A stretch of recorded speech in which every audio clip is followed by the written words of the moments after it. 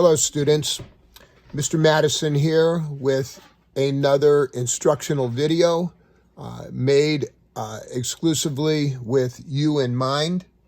Our objective in this video is to learn how to find the area of a circle and also to be able to apply what we learned to maybe some real-world application problems. So just to be certain that we're all aware of what exactly it is we're trying to do, let me write that down. Our objective here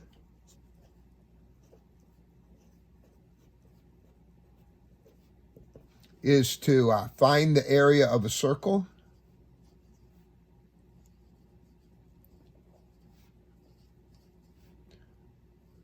and also to do application problems that involve finding the area of a circle.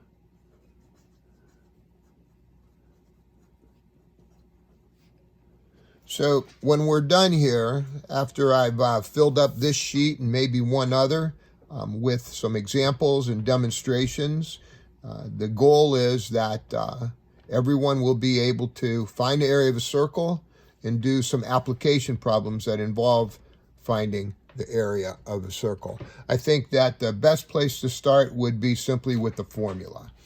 We've looked at this before when we were doing some volume problems involving cylinders. We know that the area of a circle is given by this formula, pi times the radius squared. But here's what I would caution you about. Don't get confused between the formula for the area of a circle and the formula for the area of a circumference. Remember that circumference of a circle is pi times the diameter, or secondary way to express the circumference would be 2 pi r. And probably this is the formula we use the most when we're doing our circumference problems. So don't get these confused. One of the ways I believe that would help you to not confuse them would be that table that I gave you. And I'm going to recreate that here. If you recall, I gave you a table that had 3 columns: radius, diameter, and circumference. And what we're going to do is we're going to go ahead and add area to our table. So now we have 4 columns. And the point is that if you know any one of these 4 values, you should be able to determine the other 3 values. So let's do some examples here. If you know the radius of a circle, let's suppose you know the radius is 3. Then the diameter would be double that, 6. The circumference is pi times the diameter, so it would be 6 pi. The area is pi times the radius squared. Well, if the radius is 3, when you square that, you get 9. So the area would be 9 pi. So if you know any one of these 4 values, you can get the other 3. And there's some problems where you might be given the circumference of a circle and be asked to find the area. So the table then becomes a tool to help you organize your information. Let's do some more examples. Let's suppose I tell you the diameter is 20. Well, that would mean that the circumference would have to be 20 pi. The radius is half of this 20, so it'd be 10.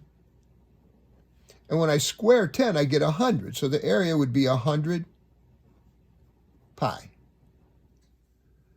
Maybe the circumference is 14 pi. So that's the value that we know.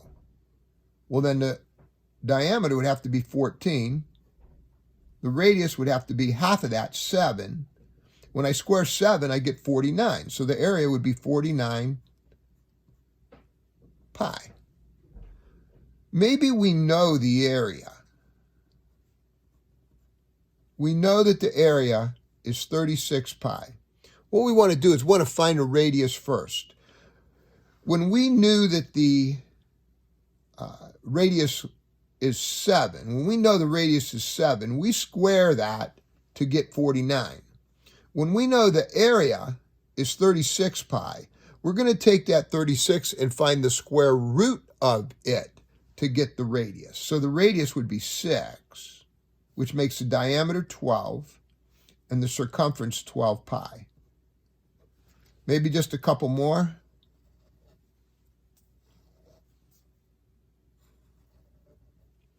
What if we know that the area is 169 pi?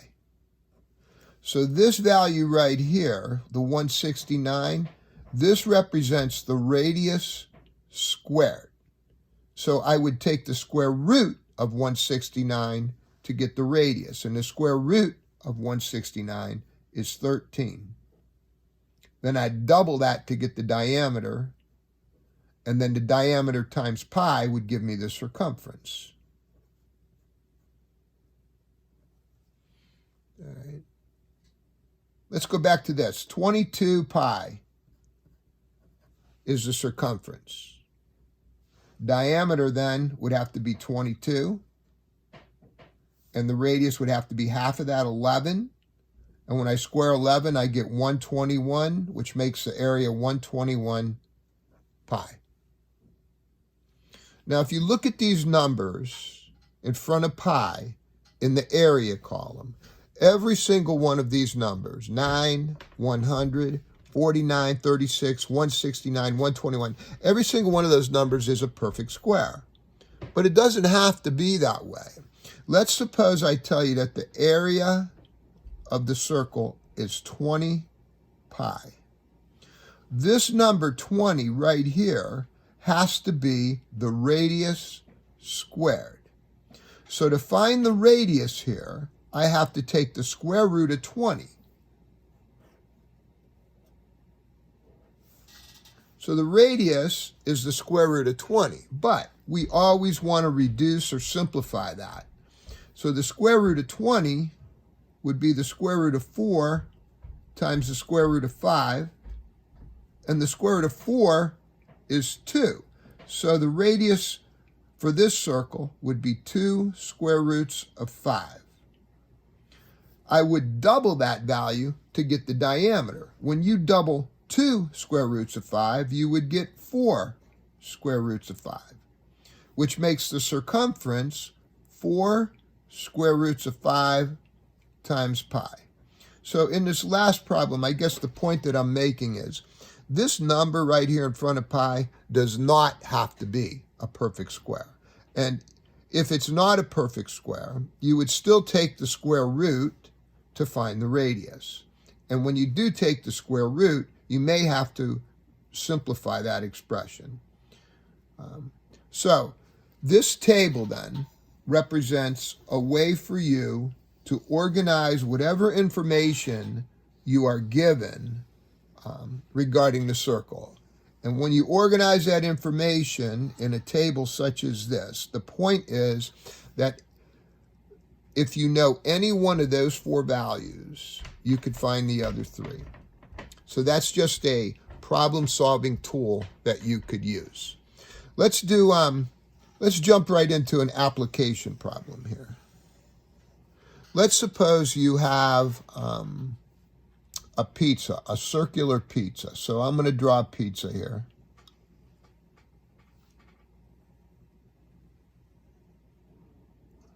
And this pizza is a 12-inch pizza. So in other words, the diameter of this pizza is 12 inches. And when you purchase this pizza, it's going to cost you $7.99. Now you can also get a bigger pizza.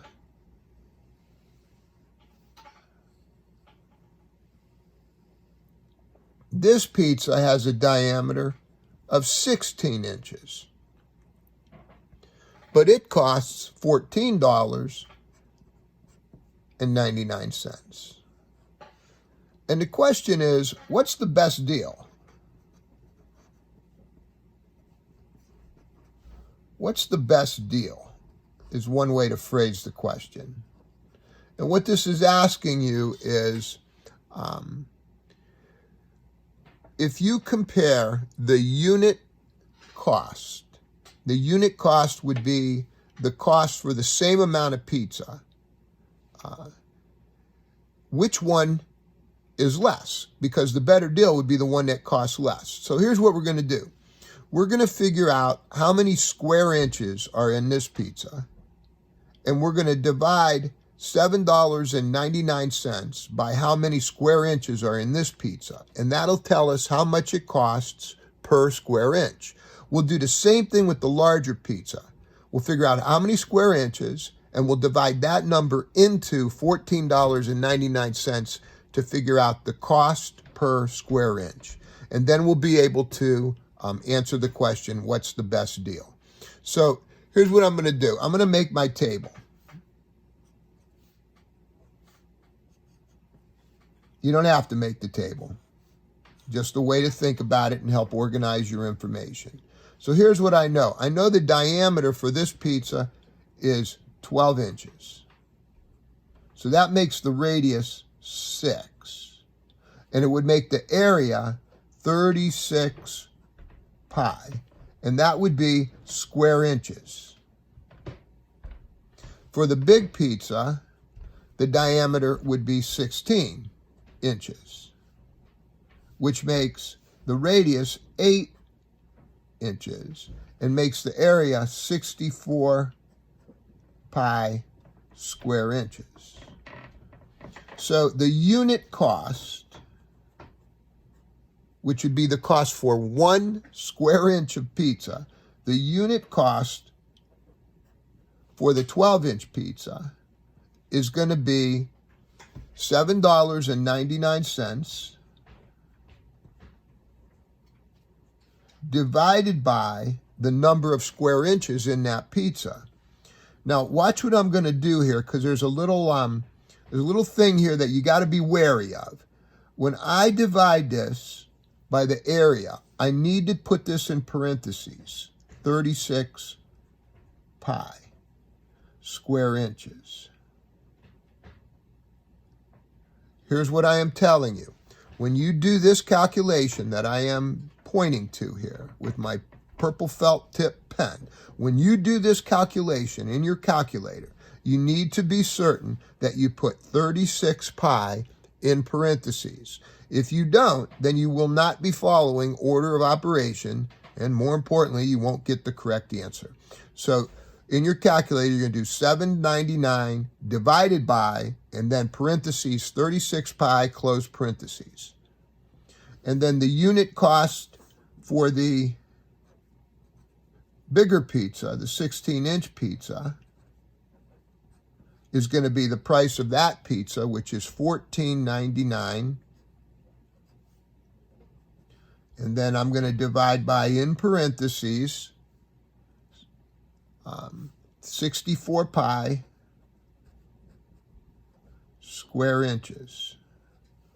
All right, now these are calculator problems. So I'm going to go 799, got my calculator here, 7.99 divided by, parentheses, 36, hitting my pi button, pi, close parentheses, enter. And it's coming out to be 0.0706. And that's going to be dollars, and that's going to be per square inch of pizza. I'm going to do this calculation. And I've got 14.99 divided by, parentheses, 64 times pi, close the parenthesis, enter. And this is going to be 0.074, and I'm going to round that to $6 per square inch. So the question was, what's the better deal? The better deal is going to be the one that costs least. So when you look at these two numbers here, which one's smaller? This one's smaller. 0.070 is smaller than 0.074. So this is the better deal here. So this is the better deal. The 12-inch pizza is actually less per square inch of pizza than the bigger one. which is kind of counterintuitive because we usually think when you buy something that's bigger, the unit price would be less, but not always, not always. Now, how much less? Not that much less. Probably, if you compare these two numbers, there's not a whole lot of difference. So the fella who's making the pizzas or who owns the pizza shop probably just figured that he would try to charge the same for each amount of pizza. But in actuality, the smaller pizza is a little tiny bit cheaper. So there's that question. Let's go on and do another one.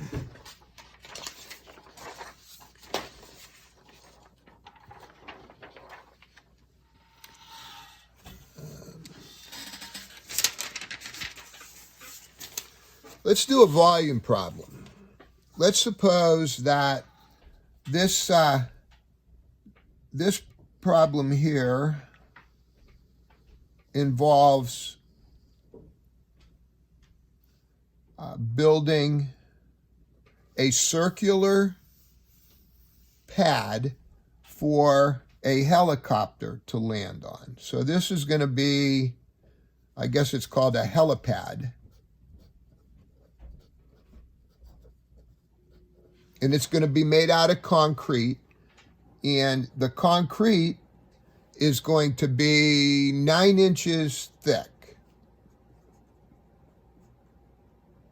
And the diameter of this circular pad that the helicopter is going to land on is 60 feet. So the pad is 60 feet across, it's 9 inches thick, and it's made out of concrete. Now, concrete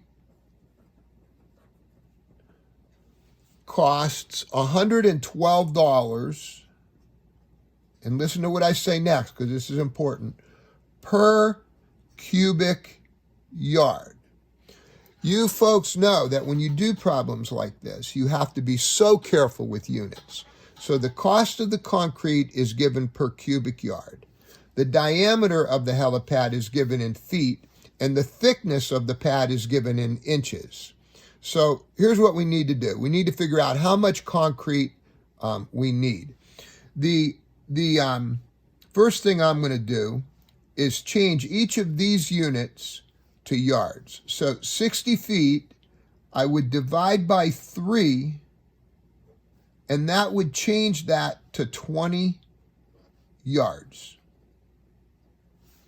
9 inches, I would divide by 36 to change to yards. So I'm just going to say 9 over 36, and I'm just going to leave it like that. That would actually be 1/4 or 0.25. We could leave it, we could change it to 0.25 if you want, or 1/4, but 9 out of 36 yards is what that would be. All right, so now we need to find the volume of this. Remember that the volume of a 3-dimensional object that has this shape, this is a cylinder, and the volume of a cylinder is always the area of the top, which would be a circle. So that would be pi r squared. So the pi r squared is really the area of a circle that is the shape of that base or that top here, times the height. So what I would do then here is I'd have pi times the radius squared. So let's think about this. If the diameter is 20 yards, if this is the diameter right here,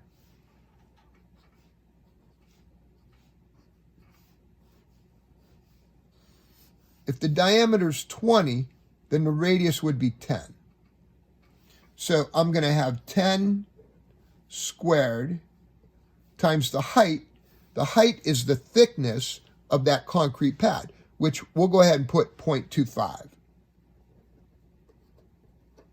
Now this is 10 yards times 0.25 yards, which is going to give us cubic yards. So I'm going to go to the calculator, and I'm going to put in pi times 10 squared is 100 times 0.25.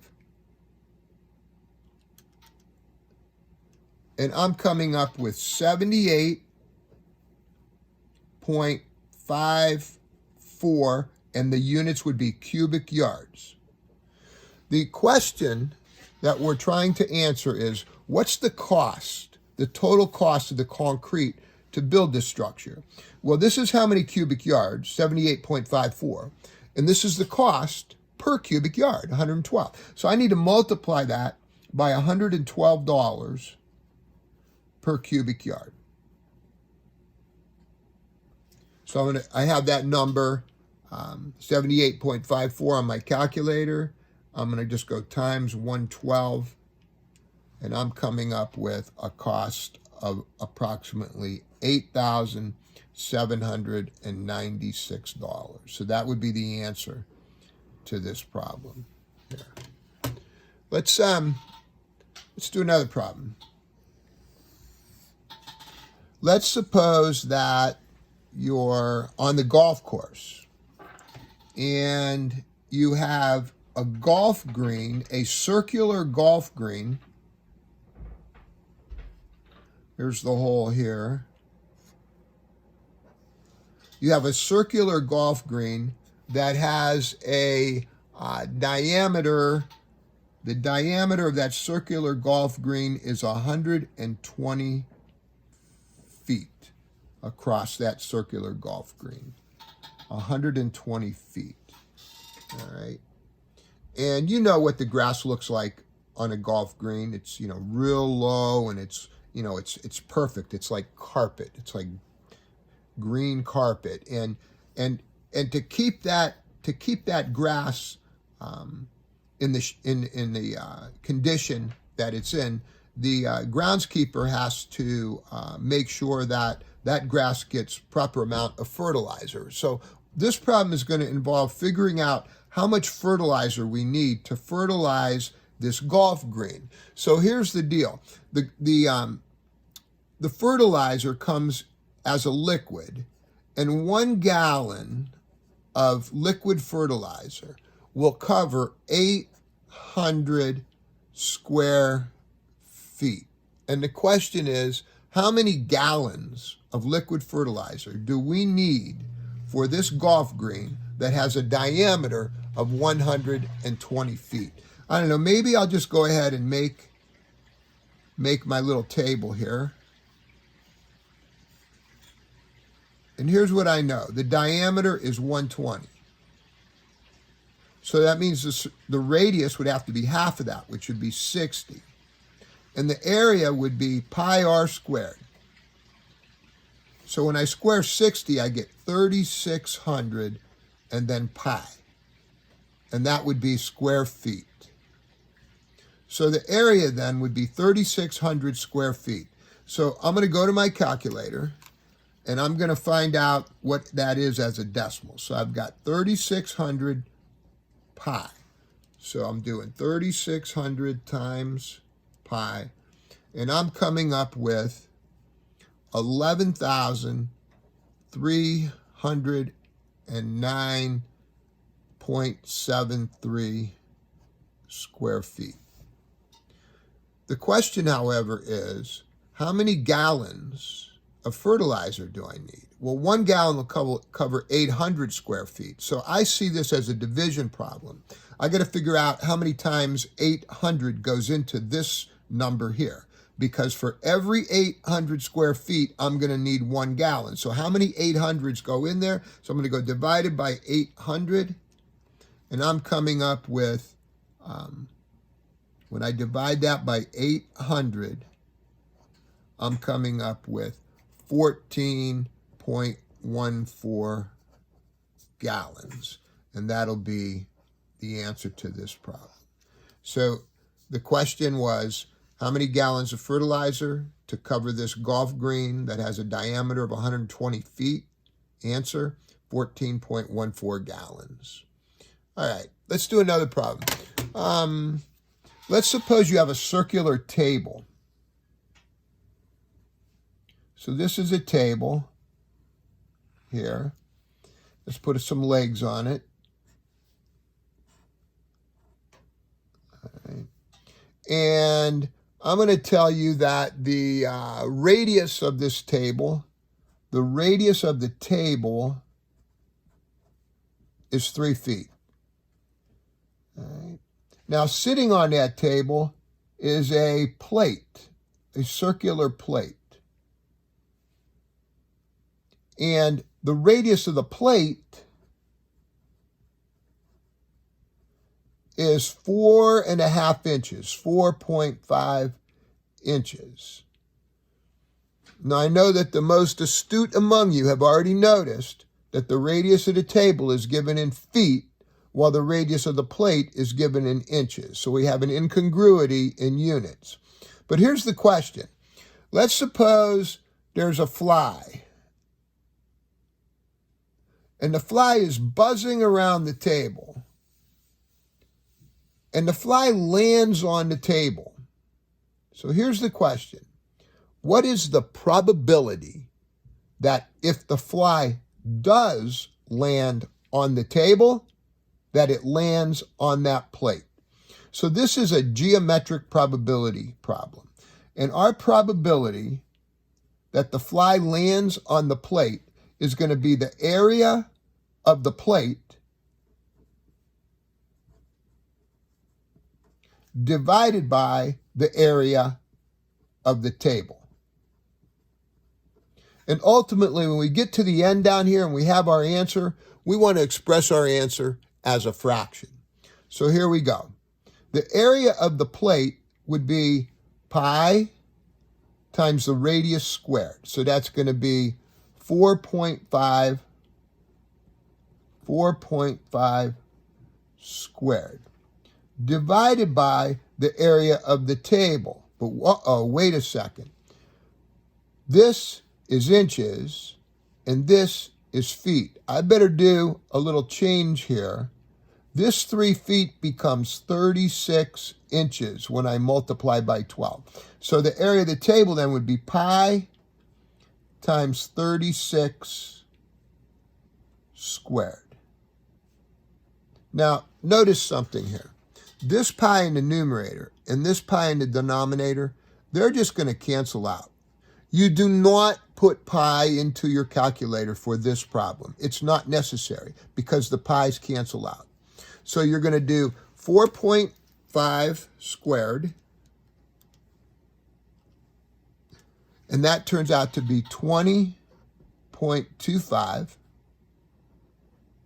And 36 squared is 1296. Now remember what I asked. I asked you to get your answer as a fraction. You would never leave this situation right here where you have a decimal in a fraction. You would never do that. So I'm going to put this expression in my calculator and then simplify it. So I'm going to do 20.25 divided by 1296, enter, and then I'm going to have my calculator change that to a fraction by hitting the math button. And it turns out to be 1/64. So that's my final answer, but let's run through the problem again. This problem gave us a table with a radius of 3 feet, which we changed to 36 inches, and a plate on the table with a radius of 4.5 inches. And the question was, if a fly lands on the table, what's the probability that it lands on the plate? In a geometric probability problem, you're always going to divide one area by the other. So the area of the plate divided by the area of the table is what we did. We're real careful with units. We canceled the pi. We did not put that in the calculator. We did our calculation and changed it to a simplified fraction. So the probability is 1/64 that that fly is going to land on this plate right here. Okay. Onward we go. Why don't you look at this situation? here's a circle.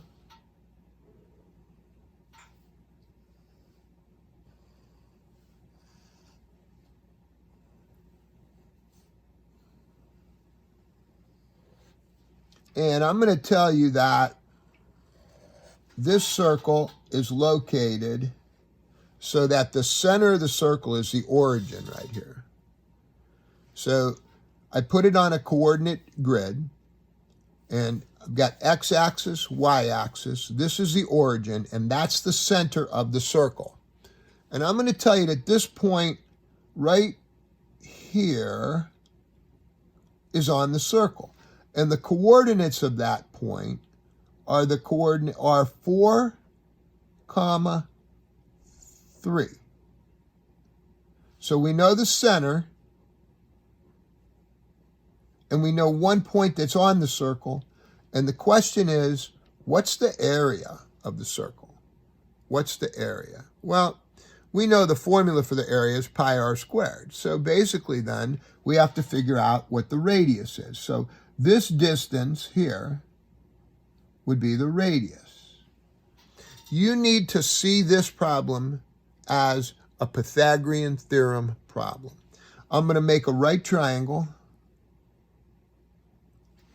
And if I go from 0 to 4, that would make the length here 4. And if I go from 0 up to 3, that would make the length of this side of the triangle 3. And now I would just do a squared plus b squared equals c squared. But remember something here. Area is pi r squared. And if I do Pythagorean theorem for this right triangle, here's what I would have. I would have 3 squared plus 4 squared equals r squared. So when I do this right here, this calculation, 3 squared plus 4 squared, I'm going to get r squared, which is the value that I have to put right here. So what I'm going to do then is 3 squared plus 4 squared would be 9 plus 16 would be 25. So 25 is equal to r squared. So I'm just going to take 25 and put it into my area formula for the circle. So the area of the circle would be pi times 25, or 25 pi. Now, in this problem, I'm going to find my answer in terms of pi. I could go 25 times pi on my calculator and get a decimal approximation. But for this problem, I want to get my answer in terms of pi. Let's run through the problem again. We're given the center of the circle. We're given a point on the circle. So we make a right triangle, and we use Pythagorean theorem to find out what r squared is. We don't find out what r is. Now, everybody knows that r would be 5, but we don't need to find r. We need to find r squared, because that's the value we need to put in for our formula. Let's do a couple more.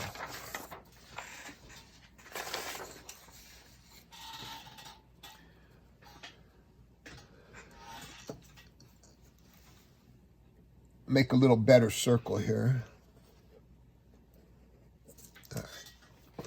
Let's suppose this is the center of the circle right here. And I tell you that this is the point 4, 6. And you have a point over here that's on the circle, and it's the point 16, 11. And the question is, what's the area of the circle? Remember, the area of a circle is pi times the radius squared. So what I'm going to do is I'm going to get this value, r squared, and plug it in. And I'll be done, because I'm going to find my answer here in terms of pi. So look, I'm going to make a right triangle.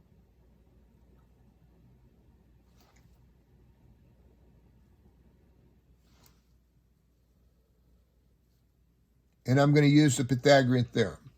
If I go from 4 over to 16, that would be 12. And if I go from the 6th floor up to the 11th floor, that would be 5. So this distance, this radius here, I'm going to find by using a squared plus b squared, and that would give me c squared. So this radius then, squared, would be 5 squared plus 12 squared. And 5 squared plus 12 squared would be 169.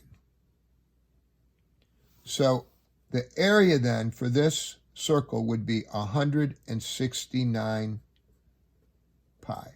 Once again, I just want to point out to you, I never did. I know this is going to be 13, but I don't need to find 13. I need to find 13 squared to plug into my formula. Let's do another one.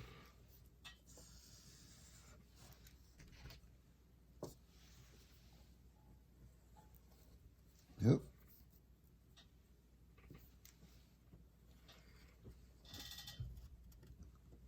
So here's a circle, and the center of this circle is right about here, and it has coordinates -4, 20. And this circle also contains the point right here, -11, -4. And my job is to find the area of this circle. So I'm going to make a right triangle. I'm going to draw in this radius first. Then I'm going to make a right triangle. And I'm going to use the Pythagorean theorem. Now, if I go from -4 to -11, that would be 7. If I go from 20 to -4, that would be 24. The area of this circle is pi times the radius squared. So I'm going to do Pythagorean theorem, 7 squared plus 24 squared. And 7 squared plus 24 squared is 625. And that would equal r squared.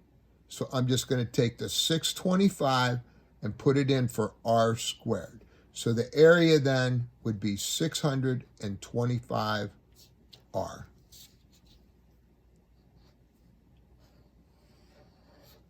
Let's do another one.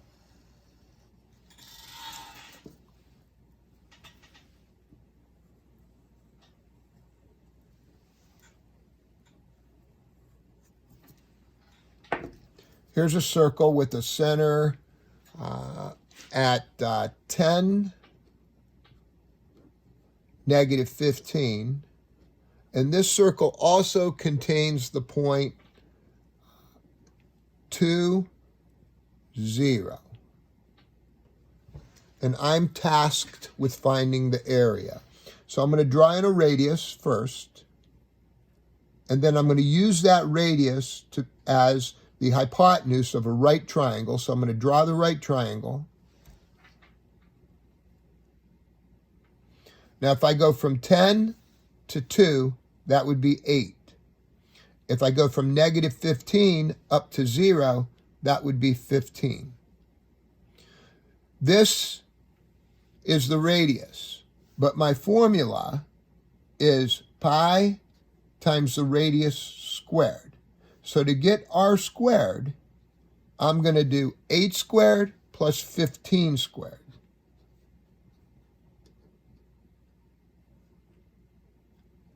Which would be 289. So my area then is going to be 289 pi. So I'm just taking this value, which is r squared, and I'm putting it in for r squared here. 289 pi is my answer to this problem. Let's do another one.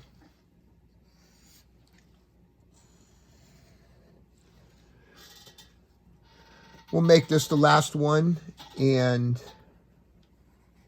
then we'll review what we did, and we'll be done.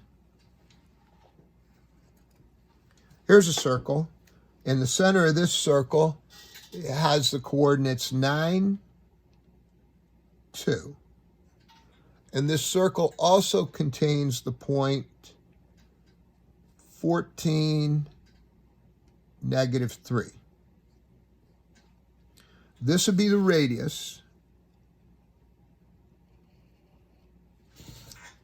I'm going to let that radius be the hypotenuse of a right triangle, which I will draw. Now, if I go from 9 to 14, that would be 5. If I go from 2 to -3, that would be 5. This would be the radius. But my formula for the area of a circle is pi times r squared. And I know Pythagorean theorem, if I do 5 squared plus 5 squared, I'll get r squared. So I know that r squared is equal to 5 squared plus 5 squared, which would be 50. So the answer here would be, in terms of pi, 50 pi. Let's review. Started this lesson by giving you the formula for the area of a circle, which I'm sure was familiar to you.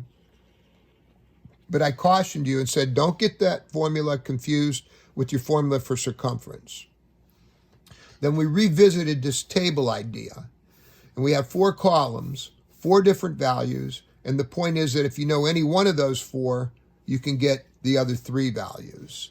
This is a problem-solving tool. So in a given problem, if you're given the circumference and you're asked to find the area, you can set up a little table like this and it'll help organize what you're supposed to do. Then we did some application problems. We compared 2 pizzas, trying to answer the question, what's the best deal? And to answer that question, we need to figure out the cost per square inch for each pizza, which we did. And it turned out that the smaller pizza was actually a better deal. The one little part of this that I wanted to emphasize to you were these parentheses here. Make sure you put 36 pi in parentheses when you divide. Same thing with the 64 pi. We did an application problem involving determining the cost of concrete for constructing a helipad, which is actually just a cylinder. So it's a volume problem, but it uses a circle because the base of the helipad is a circle. We had to be real careful with units here. We took the 60 feet for the diameter and we changed that to yards. And then we took the 9 inches for the thickness and we changed that to yards. And then we plugged into our formula for volume, multiplied by $112 per cubic yard to get our total cost. In this problem here, we had to figure the cost, or not the cost, but the amount of fertilizer, liquid fertilizer we needed for a golf green. So it just basically involved finding the area of a really big circle that has a diameter of 120 feet. It turned out that golf green has an area of over 11,000 square feet. But 1 gallon of fertilizer covers 800 square feet. So we did a little division here and came up with a little over 14 gallons. This is a geometric probability problem here with the plate on the table. So it was a division problem. We needed to divide the area of the plate by the area of the table. We had to, again, be careful with units. We changed 3 feet to 36 inches. The pi's cancel here, so there's no need to enter that into your calculator. And when you do a geometric probability problem like this, we want to express your answer as a simplified fraction, which we did, 1/64. Then we got into some problems where we were given 2 facts about a circle. Fact number 1 would be the coordinates of the center point. Fact number 2 would be the coordinates of some other point on the circle. And what that involved was applying the Pythagorean theorem. So we drew a right triangle, and then we found the value of r squared. We didn't worry about finding the value of r. We just wanted to find the value of r squared because that's the value that goes into the formula. So we did that here, and we did that for each of these 4 problems. The numbers are different, but the process is the same. So students, I'm hopeful that this instructional video is instructional. I'm hopeful that you're able to follow my explanations. I can tell you that the students that I've communicated with who have watched these videos have indicated to me that they are very helpful. So that's why I continue to do them. So you can expect then some follow-up practice problems leading to eventually a quiz. But we have a lot to learn pertaining to area of circles and area of parts of circles. So thank you for your attention. You all have a great day.